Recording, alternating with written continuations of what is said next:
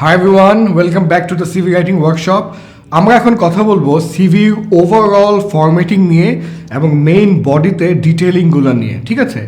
মনে রাখতে হবে সিভিতে একটা রুল কিন্তু খুবই ইম্পর্ট্যান্ট, যেটা হচ্ছে last in first out, LIFO যেটাকে আমরা বলি। অর্থাৎ আপনার লেটেস্ট বা লাস্ট এডুকেশনাল কোয়ালিফিকেশন সবার আগে আসবে, আপনার লেটেস্ট অথবা লাস্ট জব এক্সপিরিয়েন্স সবার আগে আসবে, এক্সট্রা কারিকুলার অ্যাক্টিভিটি বা ভলেন্টিয়ার ওয়ার্কের ক্ষেত্রেও আপনার লেটেস্ট বা লাস্ট এক্সট্রা কারিকুলার অ্যাক্টিভিটি সবার আগে আসবে। It is not the most important first, it is not the oldest first. মনে রাখতে হবে it is always the latest first. কারণ যখন একটা মানুষ সিভি দেখে তারা জানতে চায় এই মুহূর্তে আপনি কী করেছেন, বা লাস্ট বা ইমিডিয়েট পাস্টে আপনি কী করেছেন, নট আপনি অনেক আগে কী করেছেন, তারা এই মুহূর্তটা জানতে চায়। সো এই কারণে এটা একটা খুব ইম্পর্ট্যান্ট রুল যেটা আমাদের সব সময় মনে রাখতে হবে। সেকেন্ড, আমি যে কথাটা বলবো যে ক্যারিয়ার অবজেক্টিভ। সো একদম প্রথমে যেটা আমরা বললাম যে উপরে ছবি থাকবে এবং কন্ট্যাক্ট ডিটেলস থাকবে, এটার পরেই হচ্ছে ক্যারিয়ার অবজেক্টিভ। এখন আমাদের দেশে খুব ইন্টারেস্টিং মজার কিছু অবজেক্টিভ দেখা যায়। অবজেক্টিভে দেখা যায় মানুষ গদ্য পদ্য লিখে বসে আছে, অবজেক্টিভের মধ্যে বিশাল কথাবার্তা লেখা, I want to utilise my knowledge, do something for the country, blah blah blah blah blah blah blah blah blah, which does not make any sense. Career অবজেক্টিভে আমাদের খুব সিম্পলভাবে বলতে হবে ক্যারিয়ার নিয়ে আমাদের অবজেক্টিভ, উদ্দেশ্যটা কি, আমাদের এন্ড গোলটা কি, আমরা কি করতে চাই। সো একটা গুড ক্যারিয়ার অবজেক্টিভ হয় অনেকটা এরকম। আমি এখানে কিছু উদাহরণ আপনাদেরকে লিখে দেখাচ্ছি, বলে শোনাচ্ছি, কাইন্ডলি এটা ফলো করবেন। ফর এক্সাম্পল, কেউ যদি ব্যাংকিং ইন্ডাস্ট্রিতে কাজ করতে চায়, স্পেসিফিকলি ধরেন ফাইন্যান্স ডিভিশনে, তাহলে তার ক্যারিয়ার অবজেক্টিভ হবে two work in the financial departments of different bank and other financial institutes of Bangladesh and grow rapidly with increasing responsibilities. তো শেষে যে পার্টটা আমি বললাম, grow rapidly with increasing responsibilities, এটাকে আমরা বলি দ্য টেল, মানে লেজ। এটা একটা সুন্দর এন্ডিং আসার জন্য, বাট প্রথম পার্টটা কিন্তু খুব ইম্পর্ট্যান্ট। আবার ধরেন ওই একই ব্যক্তি একই সিভি, কিন্তু উনি এখন চাচ্ছে অ্যাডভার্টাইজিং ইন্ডাস্ট্রিতেও অ্যাপ্লাই করবে as a copy writer, because উনি রাইটিংয়েও ভালো। তখন ওই সিভির অবজেক্টিভ হয়ে যাবে to work in the advertising industries of Bangladesh as a copywriter, অথবা to work as a copywriter in the different local and multinational advertising agencies of Bangladesh, এবং শেষে কি হবে, ওই লেজটা লেগে যাবে and grow rapidly with increasing responsibilities।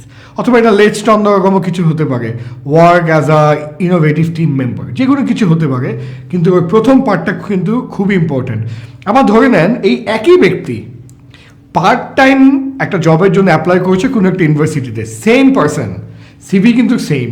তখন অবজেক্টিভটা হয়ে যাবে to work in the business administration অথবা computer science departments of different private or public universities of Bangladesh and grow rapidly with increasing responsibilities. দেখেন সিভিটা যদি অনেক ভিড়ের মধ্যে হারিয়েও যায়, তারপরও যেন অবজেক্টিভটা পড়ে বোঝা যায় যে আপনি কোথায় অ্যাপ্লাই করেছেন। It has to be very clear, it has to be very simple.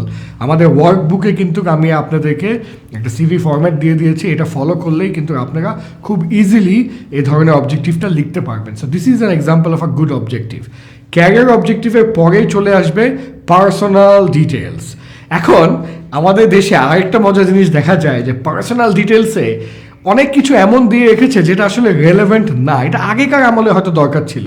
যেমন ফর এক্সাম্পল আপনার বাবার নাম, আপনার মার নাম, হ্যাঁ, অনেক ক্ষেত্রে আপনার রিলিজিয়ান, অনেক ক্ষেত্রে হাইট দেয়, হেয়ার কালার, আই কালার, হ্যাঁ, গ্রামের বাড়ি অ্যাড্রেস, এগুলো অনেক সময় দিয়ে রাখে অনেকে। এগুলো কিন্তু এখন আর রেলেভেন্ট না। ইন্টারন্যাশনাল স্ট্যান্ডার্ড সিভিতে মনে রাখতে হবে শুধুমাত্র 3টা জিনিস রেলেভেন্ট, ওকে? এক হচ্ছে আপনার date of birth. Date of বার্থের ক্ষেত্রে এনশিওর করবেন যে আপনি যে সার্টিফিকেটস বা যে পেপারগুলো জমা দিচ্ছেন ওই পেপারগুলোর সাথে যেন আপনার ডেট অফ বার্থ মিল থাকে। অনেক সময় দেখা যায় যে সিভি থেকে ডেট অফ বার্থ লেখা বাট পেপারের ডেট অফ বার্থটা 2 বছর কমানো, তখন জিজ্ঞেস করলে বলে ও সরি আব্বা একটু কমিয়ে রেখেছিল। এই জিনিসগুলো কিন্তু করা যাবে না। ডেট অফ বার্থটা খুব ইম্পর্টেন্ট। নেক্সট হচ্ছে ন্যাশনালিটি, যেমন আই এম আ বাংলাদেশি। আপনারা যারা দেখছেন অধিকাংশই Bangladeshi, so you write Bangladeshi, অথবা আপনি যে দেশে বিলং করেন ওই দেশের ন্যাশনালিটি, এবং থার্ড হচ্ছে ম্যারিটাল স্টেটাস। এখন ম্যারিটাল স্টেটাসের ক্ষেত্রে আপনি কিন্তু সিঙ্গেল অথবা ম্যারিড, এই দুইটার বাইরে কিন্তু না। আপনি যদি ডিভোর্সড হন তার মানে ইউ আর সিঙ্গেল, অনেকে লিখে আনম্যারিড, আনম্যারিড মানেও কিন্তু single. So you write single or you are married, don't write it's complicated ওই ফেসবুকে মতন। হ্যাঁ, সো এই তিনটা যদি আমরা লিখে থাকি দ্যাট ইজ ফাইন। এখন লাস্ট আমি একটা কথা বলবো, অনেক সময় অনেক অর্গানাইজেশনে কিছু রিকোয়ারমেন্ট থাকে, যেমন ফর এক্সাম্পল ফিল্ড সেলস টিমের লোক খুঁজছে, রিকোয়ারমেন্ট হচ্ছে বাইক চালাতে জানতে হবে। তো এরকম যদি কোনো স্পেসিফিক রিকোয়ারমেন্ট থাকে, অথবা এয়ার হোস্টেস বা ক্যাবিন ক্রু জবের জন্য অ্যাপ্লাই করছেন, রিকোয়ারমেন্ট হচ্ছে হাইট হতে হবে 5 ফিট 10 ইঞ্চি ছেলেদের, মেয়েদের হতে হবে 5 ফিট 4 ইঞ্চি, কথা তখন আপনি হাইট মেনশন করতে পারেন, আপনার বাইকের ড্রাইভিং লাইসেন্সের কথা আপনি মেনশন করতে পারেন, অথবা ওই পার্টিকুলার জবের জন্য যে পার্সোনাল ডিটেলটা ইম্পর্ট্যান্ট ওই জিনিসটা আপনি মেনশন করতে পারেন।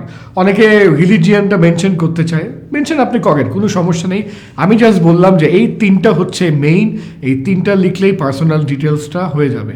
এরপরে আমরা আরেকটু ডিটেলসে ঢুকবো পরবর্তী ভিডিওতে। Till then take care.